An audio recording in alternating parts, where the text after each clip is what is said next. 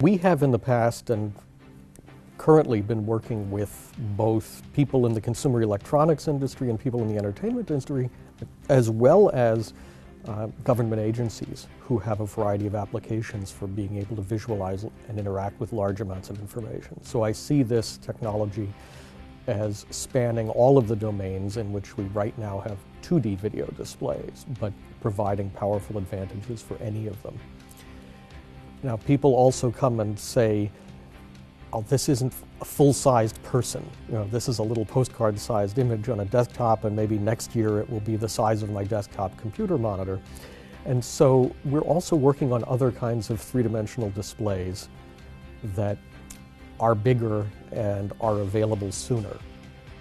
And that leads into some of our telepresence work, where if the goal is to interact with another person at a distance, right now one can buy a video conferencing system and install it in a meeting room, or one can run Skype on a laptop, or can run a conferencing application on a phone or a tablet.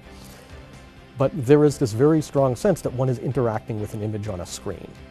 And there's something unnatural about it, and in the case of a video conferencing system installed in a conference room, one has to schedule the conference room in advance, and one has to have a technician go in and make sure everything's working before the meeting can even happen. Now, people don't want to interact with one another at a distance in that way. I want to be able to walk into somebody's office and talk to him.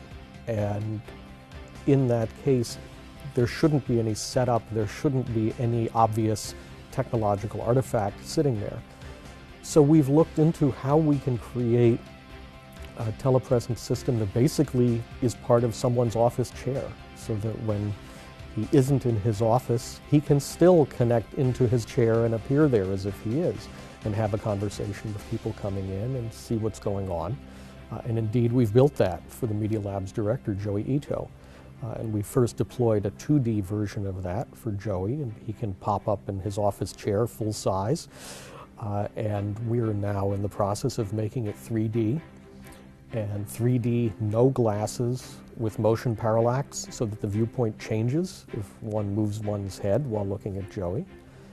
And we're also trying to make it inexpensive and make it connect to standard computer networks. There's been a lot of hype in the past couple of years over the digital resurrection of an old magician's effect called the Pepper's Ghost.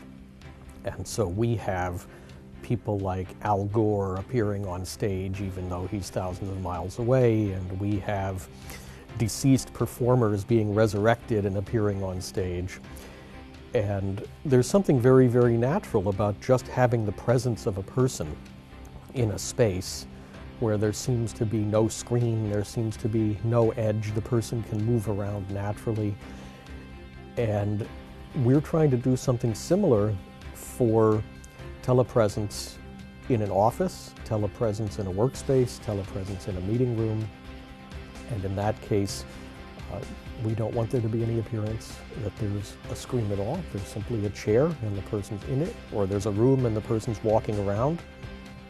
And even though that individual is actually somewhere else or has maybe been pre-recorded, it's much more natural, and there's something subconscious that happens that makes people's perception of a meeting like that be much more positive than a meeting where one is looking across a conference room to what is obviously a video monitor. I think, as with the holographic video, there is just an overall coolness factor. You know, we have an apparition of Joey Ito, the Media Lab director, just sitting at the entrance to my lab.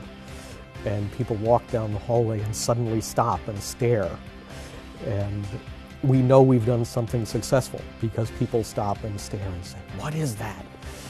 And some people refer to it as a hologram, because if you don't know that much about the physics of what's going on, it kind of looks like a hologram sitting in a chair.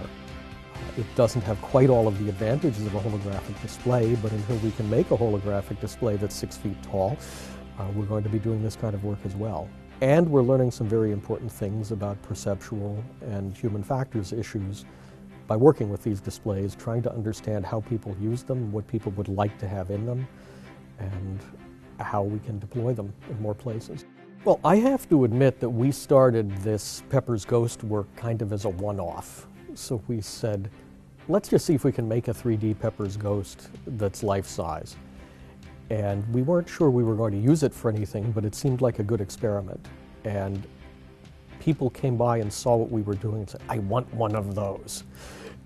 I really want that in my office. I want that at home. I want to be able to use that. And so we said, well, there's something natural about the appearance of this system that people feel it's very, very nice to work with.